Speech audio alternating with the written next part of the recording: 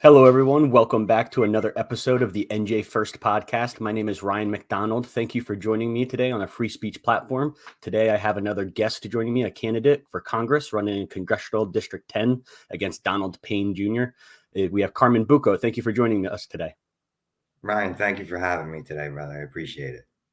Thank you. And I've seen your Instagram content. You've been active, making your campaign aware. I saw you at the Union County make a great speech, and it's great that you're public speaking, coming on and having a free speech engagement conversation with me. And please introduce yourself to NJ1ST viewers that don't know you and why you're running for Congress.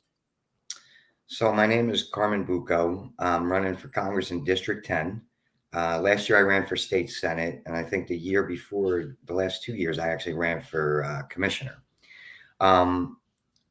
The reality is our state and our country are broken right now, and I run based on my growing up, if that makes any sense.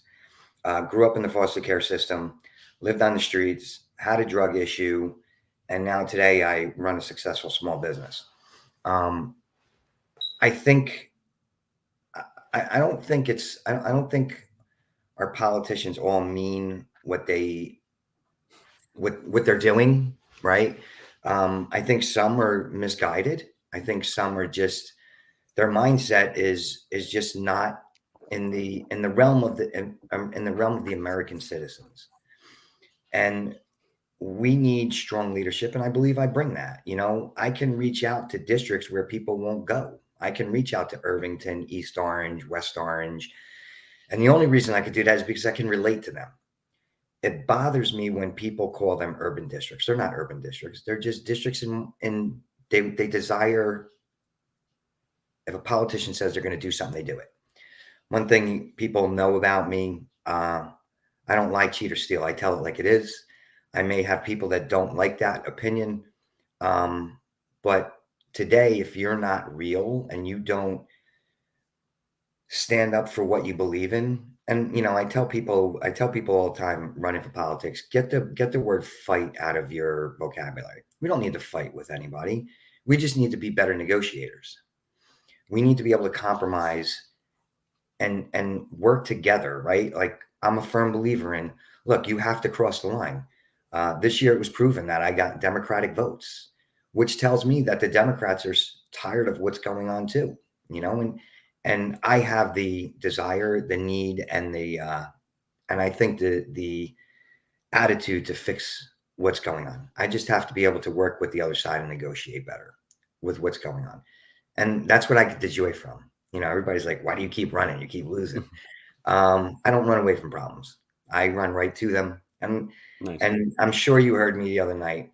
Don't make it personal. Have fun with your campaign. You make it personal.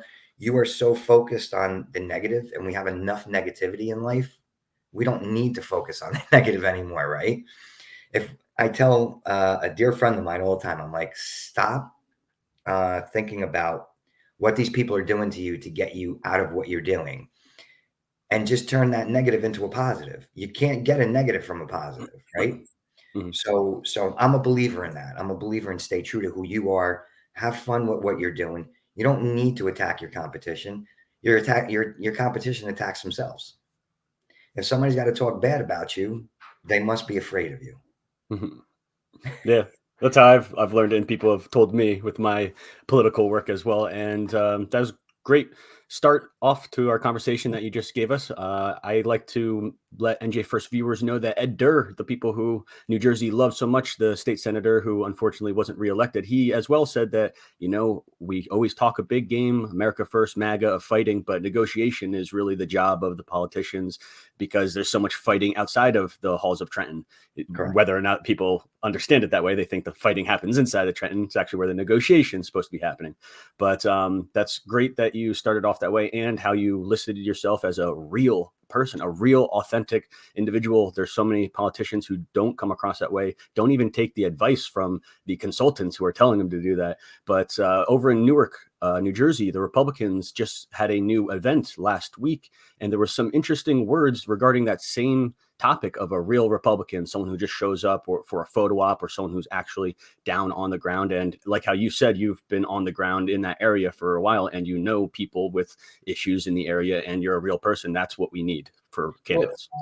And to kind of reiterate on that, so I grew up in Essex County in foster homes, Nice. and I moved to Union County when I got married. So it's nice, right? And a lot of my clients come from Essex County. I'll give you a prime example. So just two examples, if you don't mind. Sure. I run a business where I make custom suits and I deal with wedding parties. I had a young kid come in from Irvington, 31 years old, getting married. And we're sitting there, we're BSing. And I said, "What are your thoughts about what's going on?" He goes, "I'm just disheartened by everything that's going on." I said, "Well, let me tell you something. I'm running for Congress in your district. And it's people like, we forget about the young people, right? I don't know how old you are, Ryan, but I'm 52. Mm-hmm. It's our job to help the young people. I have a young girl who works for me. She's 22. And I said, by the time you hit my age, you could be making $300,000 a year. You're probably going to take home 100 if we keep going down this path. I said, what is it that you're looking for? Is it the free stuff? Because the free stuff can't happen. You just simply can't afford it. So moral of the story is this kid actually saw and understood. And I explained to my background. He's like, "I want to work on your campaign. I'm going to get you into Irvington." Nice. I think if we stop thinking as ourselves as politicians and civic minded people, we're going to get more people to respect us and say, "I want to work for you. And the reason why I want to work for you is because you're real." And again, it goes back to 50% of the people are going to hate me for my directness. But I get things done. Mm-hmm. Definitely. And I can see myself and maybe in that young individual that you just outlined. Started my own business last year after trying to find my way in the politics scene. I bought my first suit last year. I come from a rural background on the west side of New Jersey and went to school over to that east side of New Jersey, where it's a completely different community, completely culture shock. And I did that purposefully, just the same way it sounds like you did, Essex to Union, and you can relate to all different types of people. And I would love to go into Essex and Congressional District 10 and start talking about the issues that probably plague it the most. There's so many, even financial and income. But the first one we have up on our list that we're going to have a great discussion on, and I know you have background on it as well as do I, drugs, substance abuse, and addiction. And I'll just start off one thing. It's not really to do with that, but with social causes. I remember when I went to Rutgers, Newark, I transferred from Kane University, went to Rutgers, Newark to finish my political science degree. And Cory Booker, he was running for U.S. Senate, I believe, maybe the first time or re-election, but he was from Newark. He was the Newark kid. But it wasn't until I went to Newark where I found out he wasn't really from Newark. And he was doing a SNAPS program where he's a vegetarian. He was going to live off of SNAPS. He was going to live off of the I guess that's welfare, trying to tell people how hard it is to live off of such a low income. And I thought that was interesting. That was a way to relate to the real person. That's why I actually thought that was cool. And then when I attended Rutgers, Newark, I found out everybody hated him. He wasn't even from the location. It's all the Democrats, Ross Baraka, all this stuff. But I would love your insight as it comes to social causes, drugs, substance abuse, and addiction in Congressional District 10. So let's start with social causes. I'm a believer in a hand up, not a handout.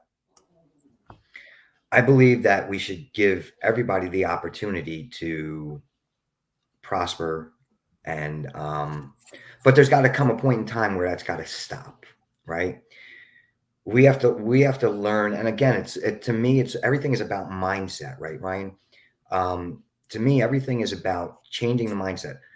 Don't give these people the mindset that you can't progress. You need to use these social entities to survive.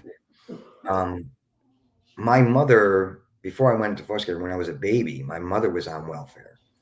And I talked to many people who were on welfare and in my age group, and they're like, we fought to get a job because it gives us a sense of dignity and respect. When you keep pandering to the base to get the votes and just give out free hot dogs, you're not doing any justice for that area. All you're doing is holding these people down.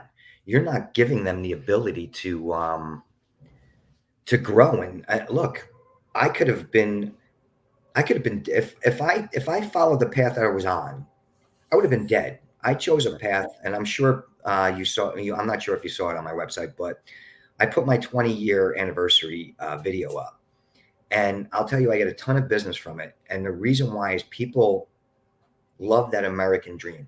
And by the way, that's just another one of the reasons why I'm running. I was given the American dream, the opportunity to create something, and I'm still going. I actually got to. I was the first one to create a mobile boutique for men. Okay. I got to the second round of the Shark Tank 3 times. No way. Yeah, and then the Profit, they were actually going to during COVID. I actually the producer called me. I'll tell you a quick story. I guess I'm just going to tell it. I don't care. The producer from The Profit had called me, and I was dealing with a bunch of Hispanic guys for their wedding. They brought in Coronas, we're getting fitted and all this stuff. So I asked the girl, I said, can you hold on for 1 second? I'm just taking care of a client, because I didn't want to get rid of the producer, right? If I say call me back, she may never call me back. Right. So the one guy is he's leaving, and he goes, "Hey, Book." I said, "What?" He goes, "I ain't returning my suit on Monday." I said, "Don't worry, I'll be at your house on Tuesday. I'll collect my suit and my $20." Well, they all started laughing. She started laughing. One of the reasons why I do a pretty good business, I call a spade, right? And they come in. We're doing a fundraiser for my foundation. I have a foundation for foster kids and orphans and underprivileged children going into adulthood. And the commissioner of police for Nutley said, "I don't know how this kid gets away with it, what he says, but he gets away with it," and the people just laugh. That's the way politicians should be, or actually that's the way we should all be, right? Just be real. Right. But when it comes to social assistance, I'm a firm believer in we should be giving these people a hand up and giving them the ability to actually start their own business. I said years and years and years ago, I kept going to our elected officials. I said, let's start a school for tailors. Our country, we're losing tailors, right? Mm-hmm. My uncle says it best. Our tailors are either 70 or in their grave. I said, what we can do is we can actually get these people to learn how to tailor, give them an internship in a factory, and start making clothes back in America again. Mm-hmm. Unfortunately, we're subjected to use overseas because we can't do that. But we're not giving. We say we're giving them opportunities. We're not. We're not giving these people. We're not giving them the right opportunities, and an earn-based opportunity, right? Not just handing it out, but an earn-based opportunity. When it comes to the drug abuse, look, I went through it. I have friends and family that went through it. I use my background story to help these people out, only because I've lived it and I've seen it. A dear friend of mine, business partner of mine, I kind of knew it, but he kept saying he was getting off it. Died a couple of weeks ago over an overdose. This goes back to our borders, dude. Our borders need to be shut down. We can no longer. I'm sorry, the light keeps getting in my glasses. We can no longer go the way we're going. And we see it on the news media all the time. And some of the news media makes it okay. Some of the news media makes it bad. The reality is you have unknowns coming into your country. You have drugs flowing into this country. You have crime coming into this country. Our cops are getting beat up on the streets. I wouldn't want to be a cop today. And I feel for them. Nobody in blue, man or woman, should actually have to go to work and worry about coming home, where their significant others or their families wonder, are they going to make it home today? We need to stop it. And I keep saying this comment that we keep band-aiding our issues. It's not about band-aiding. Fix the issue. Stop pandering to one side or the other side. We need to come together across the aisle and say, we need more hardline. when I was growing up, you didn't hang out on the streets, right? The cop came and you dispersed. You respected them. There's no respect for law and order today. And that's why you see, and this bail reform, you see a lot of, you see crime increasing. And I tell people, you see what happened in New York, you think it ain't coming to New Jersey. It's here. It's just not as bad, right? So by us allowing it, and I said, and when I ran for Senate, there's going to be a zero tolerance policy when it comes to crime. We need a zero tolerance policy again. Look, not every cop is good, but think about it. In business, it's the 80-20 rule, right? You got 80% of your employees are amazing and that 20% that isn't. We just, I think, believe that we need to not retrain, but give these people more tools and better tools to do their job. And I tell, one kid who used to work with me always used to bring his problems to work. Sometimes you have to change that mindset and say, I'm going to keep my personal life home. I'm going to come in and I'm going to do my job and do it with respect and integrity. So that's really where I stand on the abuse part. We need to, instead of dumping money into these stupid pig programs, start taking care of our American citizens first and foremost. And that was a real good synopsis of the social issues that we do go through, whether it be with policing or it be vices. And that's the topic that we're talking about, drugs. It's vices. Libertarians always announce the philosophy of vices are not crimes. And this is what started off the whole decriminalization effort. And I myself was a part of that with the ACLU. I was there in the halls while they were debating whether or not the bail reform was good or if it would kick them in the butt down the line. And now 10 years later, we see that obviously it was. But we do see that there are some Democrats, mayors and council members that are actually noticing it, not putting their blinders on saying, well, bail reform, well, this drug problem that we're having, it's a real issue that has to be addressed. And I like how you said the American dream. I know we're a nation of a lot of immigrants, especially here on the east side, but we cannot forget the Americans. We can't just keep propping up people coming to America for the American dream. We have to first take care of the Americans that are here that are suffering. I think many people would agree with me with that. So my last question, go ahead before I finish up. Look, we can't, and when I say put resources towards mental health and drug abuse and all that stuff, it's not about giving them free needles. It's not about putting vending machines on corners. All you're doing is you're enabling the habit, and you're enabling these people to hurt themselves. You're actually killing them. And we see in Canada, I believe Canada is actually reversing it because they led the world in these facilities where you could safely go and shoot up heroin because it was looked at as a safe option that you wouldn't overdose. There'd be someone there who could actually attend to you if you're overdosing, or the needles would be safe needles. They would come up with anything for safety. And over here in New Jersey, the last 5-6 years, I noticed that a lot of money was allocated by Republicans and Democrats for rehabilitation facilities, I believe. And I've gotten some headwind that maybe they're not being as successful or used as much as they should be. But that's definitely something that New Jersey has tried to do over the last 5 years, is put money towards rehabilitation services. Look, it all starts in the schools, right? Let's call a spade a spade. True. These kids start off at a young age, and it just develops and develops and develops, right? I think we should be talking more about it in the schools, right? Right. I know there's a program out there, DARE and other programs, but I was talking to a teacher and asking them about situations that they find in the schools. And they said, you will not believe how bad it is. There's not enough resources and protection, right? No, like kids go into schools and they could go in with a weapon. Half the times you're not going to, 90% of the times you're not going to know. And it's sad that we live in this world, but we also have to focus on people and their safety.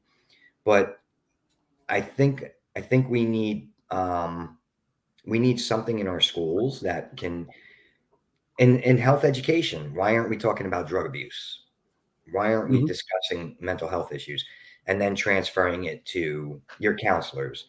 Who your counselors are probably overwhelmed, right? They're worried about getting kids to college. They're not focused on kids with drugs. Mm. They're focused on the next step for a young child or a young adult. And I don't think we're utilizing that. If you catch it at the early stages, look, I caught myself at the early stages. My friends found me 3 days later. I thought I was dead, you Mhm. know. Um, but it was with the help of the community that gave me the ability to do what I needed to do and become a part of society. I'm a true believer in, let's focus, let's start it at the schools. We know we got an issue with the upper ages. We can focus on that, but let's do something at the school level to give these young people an opportunity to say, no, I'm not going to do this stuff. It's crazy. It's going to Mhm. kill me. And I really much appreciate you bringing me back down to reality because, of course, I even, as a millennial, have friends. I went to school with people. We're going to talk about mental health in a little bit, but they were doing harder drugs than anything I was ever interested in trying. And of course, Dare was there and other programs, but not everybody was interested in academics like I was. I was sitting in the front of the classroom, raising my hand, participating, and other people don't do that. So even though I maybe wanted to experiment, I knew what could happen. I never would go too far. Right. And we'll, if you want to end on something, don't mind, we'll go to the next question. But Yeah. for viewers, there's an interesting joke now that New Jersey Democrats, New Jersey can play now. It is because of Chris Christie. The joke is that Chris Christie would not legalize marijuana. He would not legalize marijuana because it would make everybody addicted. And ironically, he legalized sports gambling. So now every 17-year-old is stealing his mom's credit card to download sports apps and gamble. And now everybody's addicted to gambling. I love gambling, but it's just a joke now.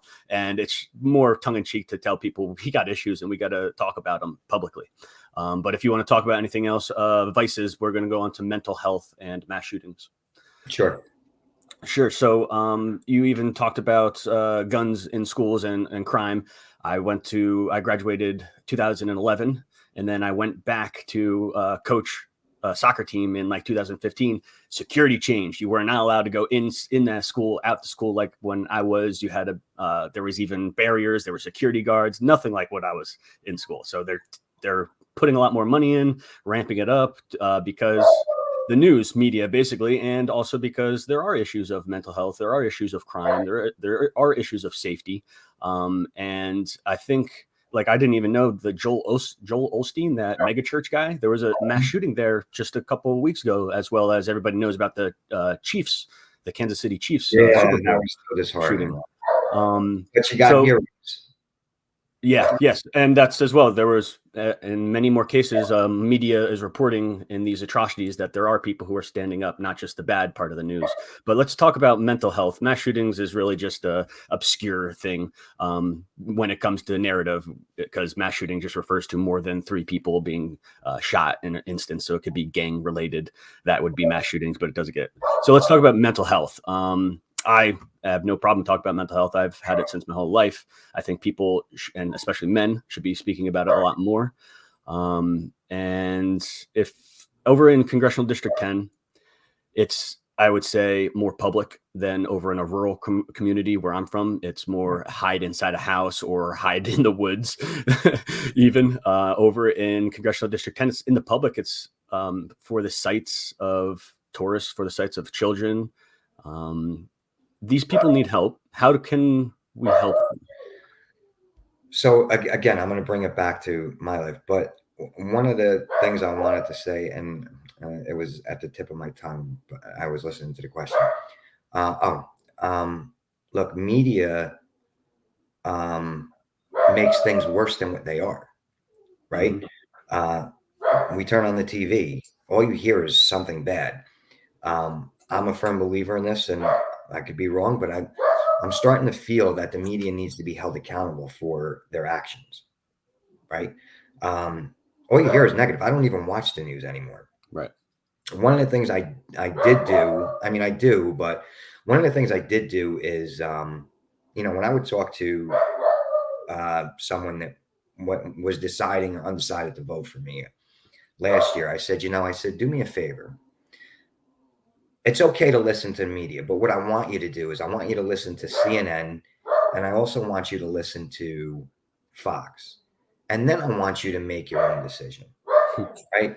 If you can't hear both sides, the truth is in there somewhere, right?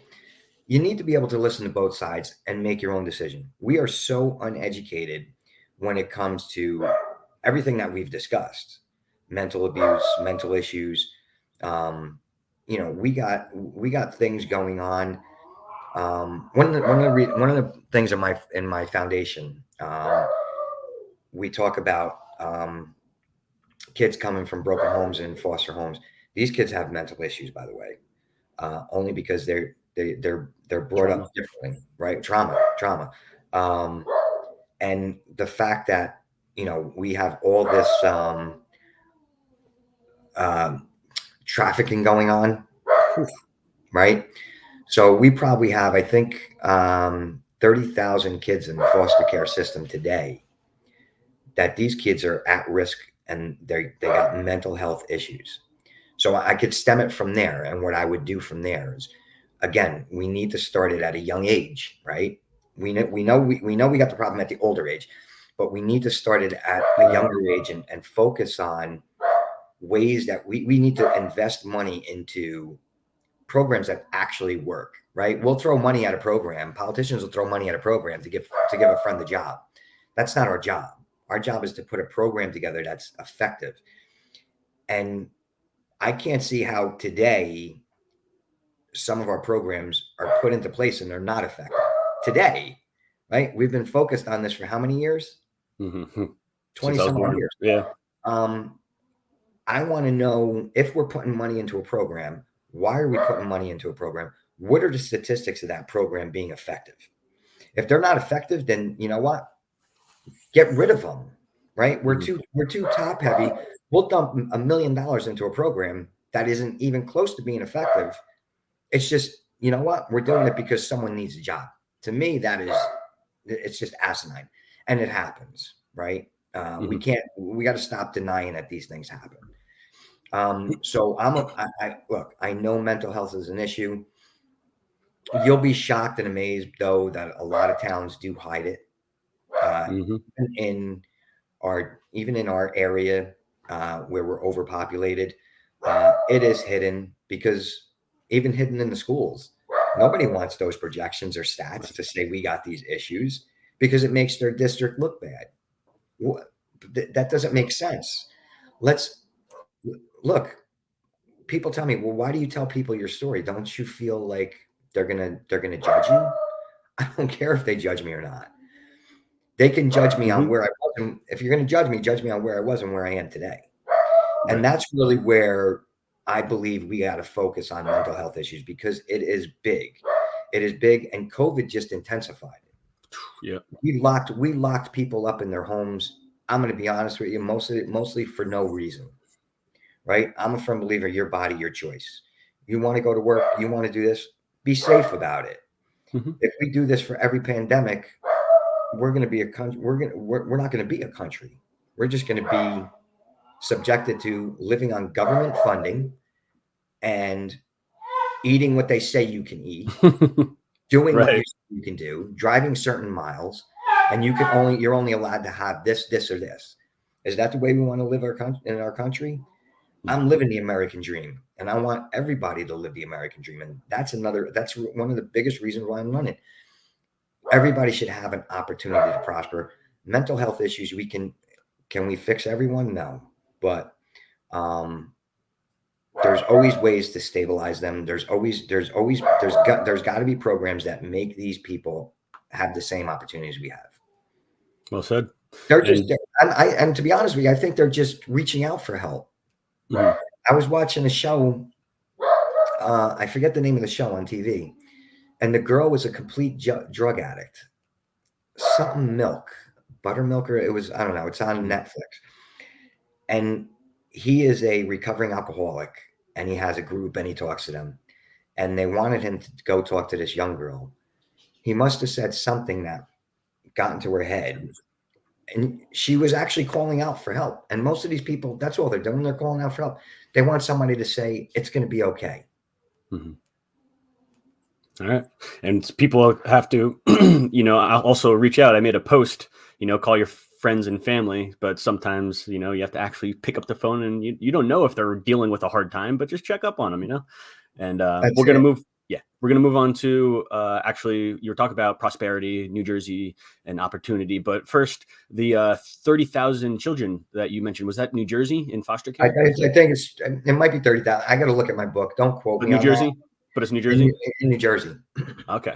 And It's probably like yeah, 3,000. Don't quote me on that because I'm not looking at my no book. worries. I don't want to over, but there is a lot. Yeah. And I was just wondering if it was New Jersey or not. And I for think it is. mental health, I just remembered mental health and mass shootings. Okay, so I can't let this go, because my whole life I was educated and brought up the right way through New Jersey education about mental health and these mass shootings. It was linked; they tied them all together. And then as I went to university, they even did more research that it was majority male that were young male that were doing these mass shootings in schools specifically, and also all of them were basically on Ritalin or Adderall, some sort of pharmaceutical drug. And also all of them, like 26 out of 27 of them, had one parent as a Mhm. family member. So there was these trends, and I was keeping up with it because that was what we were supposed to do. Awareness. Right. It was about 2 or 3 years ago, I saw the Democrats 180 completely. I even have footage of this, Tom Malininsky, when he was a congressman, but the Democrats use this narrative. Mass shootings don't happen because of mental health anymore. It's because of hate, that there's this hatred for a certain people, and then they want to form this narrative. Now, I see that as dangerous, and I've spoken about that before, but I'm also seeing another narrative formed by conservatives and Republicans, and it's going along the lines of data, and it's coming out for mental health again, bringing it back to mental health, not about hatred. And a lot of these mass shootings now of 2023 and 2024, I guess, are a certain political ideology of LGBT. I wouldn't even have thought that was it, but now in 2024 and 2023, there are now these datas and statistics that they can put up there. So mental health and mass shootings, I think, should be back on the subject, not hatred of everybody and all this liberal stuff. But Well, let me ask you a question. Would yeah, you think that hate is a mental issue? probably, yeah. Right? There's you drive so much hate that it does become because Right. you're to me, hate just causes too much stress and it takes too much of your Hmm. brain to focus on hate, right? But I believe that hate is a mental issue. But we also can't forget that if you look at some of the shootings that have occurred, they're gang related, Yes. right? Yes. So you have to kind of put gangs in that. And um, again, there's always a way to fix a problem, right? We can fix anything. We just can't band-aid it. And what politicians continue to do is band-aid an issue, and you never come up with a resolution. And to me, it's all about common sense, right? And the sad part is that you have some Democrats and some Republicans that truly hate each other. Mental issue, right? um, but Hmm. we shouldn't. Look, we're all in this for the same thing, right? To better the American dream, to better the American citizens.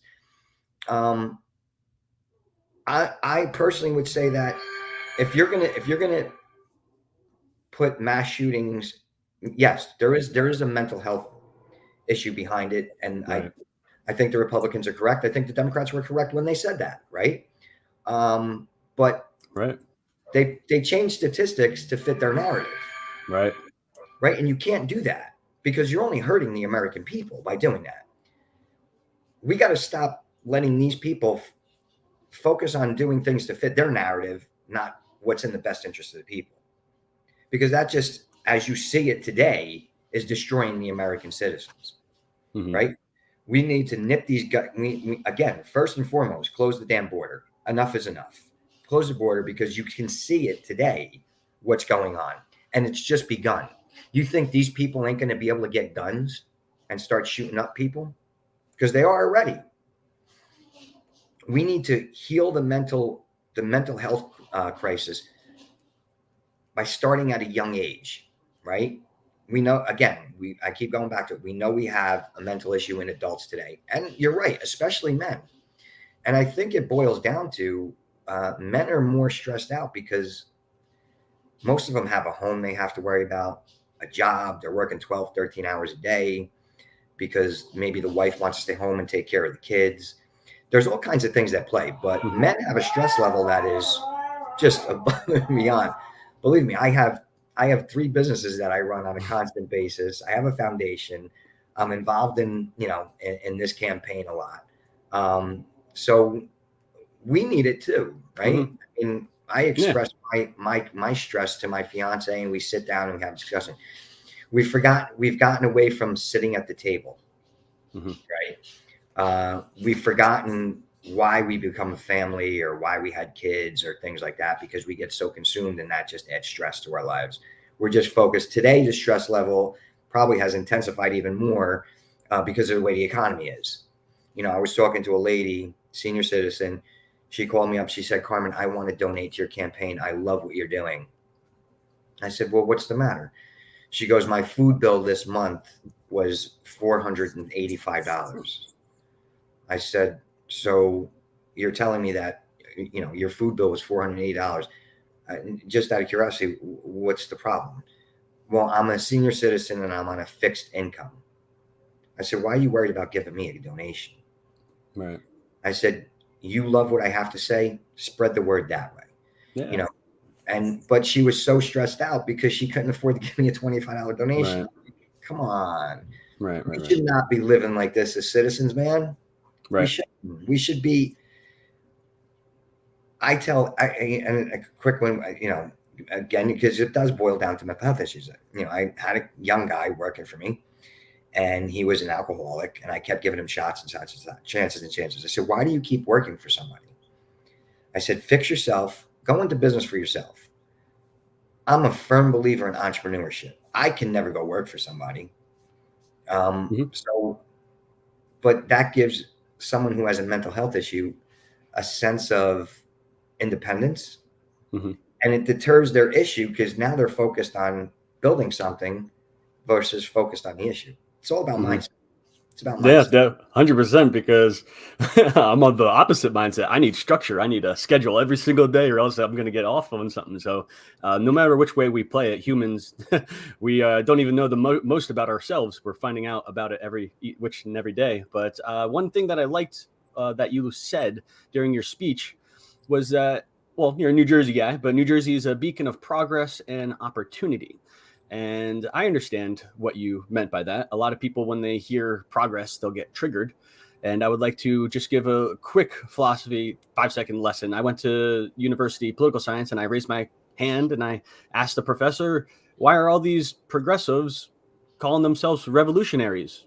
Progressive is in a straight line. It's linear. It's going straight. You're progressing. And all these progressives are revolutionaries. They want to, be the next freedom fighter. And but it is about a linear line, progress going forward. There is stuff that happens behind you. That's the past, but we have to persevere and go forward. I would love to hear your opinions on progress in New Jersey. My progress line goes like this, bro. Like that. As I'm trying to get better, there's going to be curveballs, right? So we have the ability to progress not only the state but the country. It's just that we have to be able to give the opportunity, right? So as a small business, I'm an advocate for small businesses.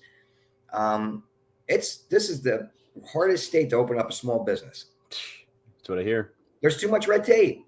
Not only that, but they try and get a loan and they can't get a loan. Right. Why doesn't our government step up and say, "I get you could get an SBA loan, but they make it difficult too. You can't get a loan from a bank. So your initial capital into your business doesn't give you the opportunity to open up that business." That's number one. so when I talk about progress and I look again, I look at the positive, I turn the negative into a positive. Um, and that's why you have those curveballs when you're opening up a business or when you're doing anything in life, right? Mm-hmm. Um, Cool. most people won't go and ask for the help because they have that mindset that I could do it, I don't need help. But True. our government, that's instead of throwing money again into these stupid things that are useless, let's put money back into the till and start encouraging the districts that they feel they're not getting anything. Let's start, and this may sound crazy, but when you go on vacation, you see all those vendors on the streets and stuff. Mm-hmm. Mm-hmm. Let's give these people those opportunities because now it changes their mindset and says, I can do this, right? Mm-hmm. So I believe that we need to open up that dialogue and the opportunity for people to say, I want to start a business, even though, again, it goes back to the Shark Tank, right? If you ever Mm-hmm. watched it, why, why do you want to be into business? Why do you want to be in business yourself? Or how long have you been in business? We need to give people opportunities, and we need to give them money to get to those opportunities. If they fail, they fail. If they do well, they do well. Mm-hmm. But one of the things in my foundation is an entrepreneur program. We're trying to get to that point where we're trying to raise money to actually help put them into business. And then they in turn give us 20% of their business so we can fund another business. Oh, So we're cool. trying to get to that point. Like Shark Tank yourselves almost. Exactly. But I'm definitely going to look up the episode, try and find you on that. And No, I didn't myself, get on, oh, unfortunately. they didn't air it. I needed one more round to get on, but Oh, that's all right. There was another curve. myself, I went to public school, all in New Jersey, K through university, graduated, and I opened my first business. I opened LLC just last year. I'm 30. That's too late. I talked to so Yeah. many people like yourself, or even the older generation. And my first business, what their first business was open when they were 20, second when they were 25. And this was the American dream, the entrepreneurial spirit. I didn't have that growing up. Um, no worries. I have my dog is 16. She's kind of blind. So she's probably looking She's at me. living. She's living. We'll She's finish up quick. Don't worry. And but I didn't have that entrepreneurial spirit. I obviously learned the philosophy of capitalism, was against the socialism, but it took me so long to start to just put my foot in. I was working full time, hard, but people really have to understand the benefits of doing that. The tax benefits. You can also investing. I think it's really weird that nobody told me about the capital gains relation to your income. You can pay less in capital gains if you don't make anything. So, you should maybe invest when you're young and you can make up that money later in life. Who cares? But that's dude. great that you talked So about beacon of opportunity and progress. I think a lot more Republicans should reclaim that. so real quick. So my business is run solely on Google. Yep. 99% of my clients come in from my reputation on Google.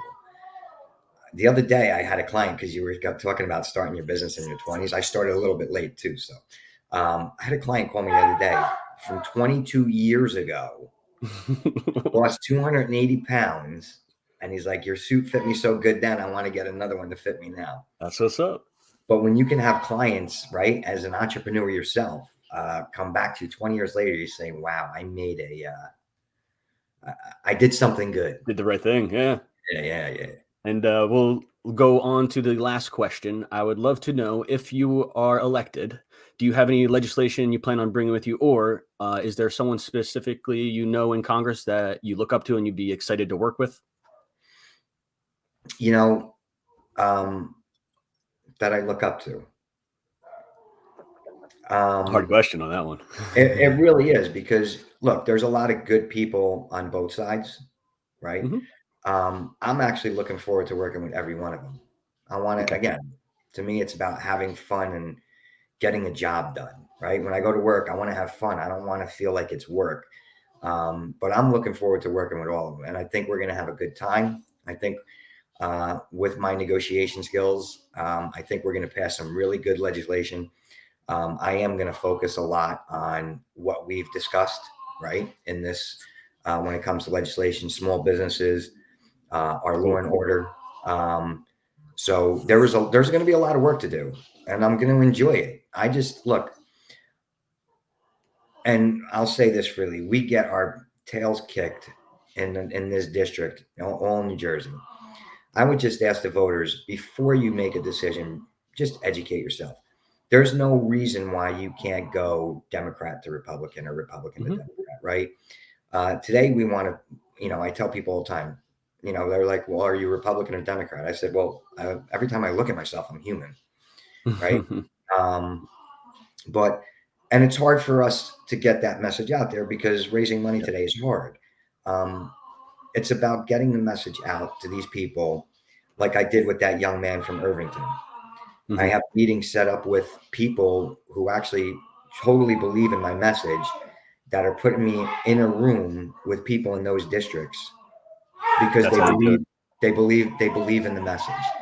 And that's how you make a difference. Yeah. So, but it boils down to that. We need to work together and stop the nonsense and start coming together with common sense, Great. And that's going to be the moniker Common Sense for 2025. So make sure you use it this year. Where can people find your campaign and get in contact with you if they're on the northeast side of New Jersey, help you out in your campaign? So it's Bucco for New Jersey on Facebook and Instagram. My website is my name, www.carmenbucco.com. Please sign up. In Union County, I'm sure we don't get that much help. So I'm looking for people who believe in the message and who are ready and willing to get our message out to these people without having to walk door to door. And we could do that. Great. And thank you so much for joining me on the NJ1ST podcast, a free speech platform. I hope you can come back on if you ever need to get the word out about something, and good luck in your campaign. We're here whenever you want us, and we're going to have fun doing it. And thank you, and God bless.